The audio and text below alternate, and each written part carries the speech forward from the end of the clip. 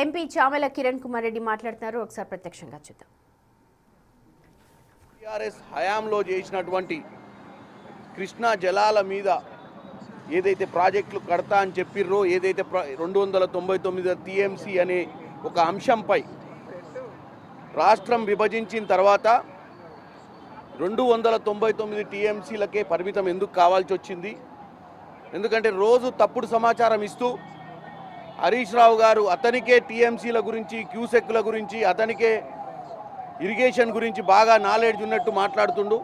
కాబట్టి ఈరోజు అధికారులందరూ కూడా ఇప్పుడున్నటువంటి కాంగ్రెస్ శాసన సభ్యులకు, పార్లమెంట్ సభ్యులకు, మండలి సభ్యులకు, అలాగే కార్యవర్గ సభ్యులకు టోటల్గా ఒక అవగాహన ఇవ్వడానికి ఈరోజు ఇక్కడ ఒక పవర్ పాయింట్ ప్రజెంటేషన్ ఇస్తారు. తెలంగాణ ప్రజలకు కూడా వాస్తవాలు తెలియదు. రోజు తప్పుడు ప్రచారం చేస్తున్నటువంటి బీఆర్ఎస్ వాళ్ళనే నమ్మాల్సి వస్తుంది. మా దగ్గర కూడా మా నాయకులకు కూడా సరి అయిన అవగాహన ఇవ్వాల్సిన అవసరం ఉంది. కాబట్టి నీళ్లు, నిధులు, నియామకాల నినాదంతో తెచ్చుకున్నటువంటి తెలంగాణలో 10 సంవత్సరాల హయాంలో మరి ఎందుకు దక్షిణ తెలంగాణలో ఉన్నటువంటి కృష్ణా జలాల మీద మనం ప్రాజెక్టులు కట్టుకోలేకపోయినాం? మరి ఎందుకు ఇంటర్నేషనల్ వాటర్ లాస్ ప్రకారం మరి మనం పోరాటం చేసి తెచ్చుకున్నటువంటి నీళ్ళ కోసమే తెచ్చుకున్నటువంటి తెలంగాణలో ఉన్నటువంటి కృష్ణా పరివాహక ప్రాంతం ఎంతవరకు 70% మన రాష్ట్రంలోనే ప్రవహిస్తున్నటువంటి కృష్ణా నది మీద మనకు రావాల్సిన వాటా మీద గత ప్రభుత్వం ఎందుకు పోరాటం చేయలేదు? ఎందుకు 299 టీఎంసీలకే పరిమితం కావాల్సి వచ్చింది?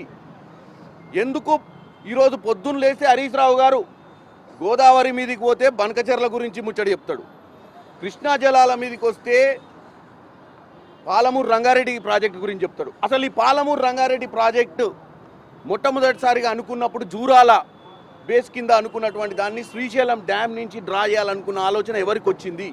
ఎందుకు వచ్చింది? ఈరోజు అధికారులందరూ కూడా మా అందరికీ వాస్తవాలు అంటే 299 టీఎంసీలు మాకు సరిపోతాయని ఒప్పుకున్నటువంటి బీఆర్ఎస్ పాలనలో ఏ సంవత్సరం ఎట్లొప్పుకుర్రు?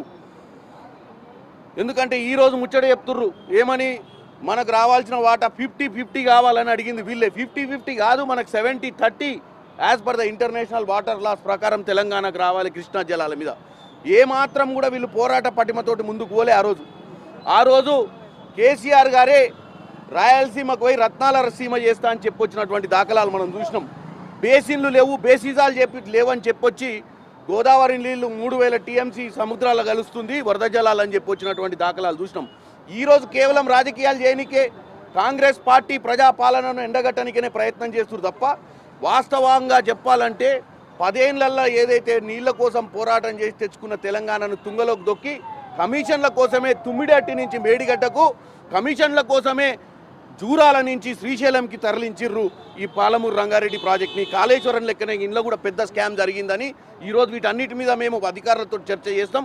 అధికారుల నుంచి వీలైనంత మటుకు ఇన్ఫర్మేషన్ తీసుకొని రానున్న రోజులలో బీఆర్ఎస్ 10 ఏళ్ల పాలనలో నీళ్లు, నిధులను ఎట్లా దోసుకుపోయిర్రో ఈరోజు వాస్తవాలు తెలియజేస్తామని తెలియజేస్తున్నాం.